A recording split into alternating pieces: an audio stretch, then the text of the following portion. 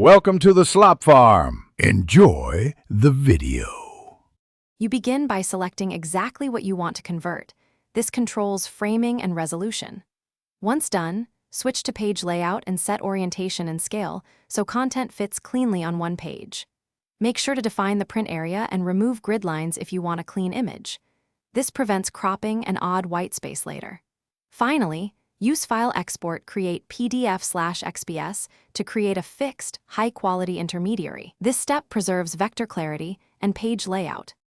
Now convert that PDF into a JPG to get a true image file. Open the PDF in Acrobat or an editor that supports export. Choose Export Image JPEG and set the DPI to 300 or higher for crisp results.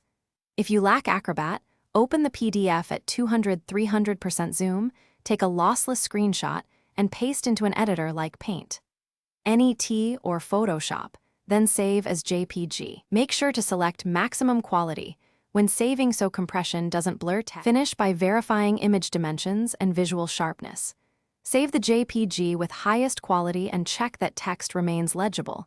If the output is blurry, go back and export the PDF at a higher DPI or increase the sheet scale before exporting. Once done, trim any extra canvas and keep the original PDF as a master for future edits. If you see missing borders, ensure print grid lines was enabled or recreate thin lines at a slightly larger stroke to survive JPEG compression. Thanks for watching. Consider subscribing if we helped you today.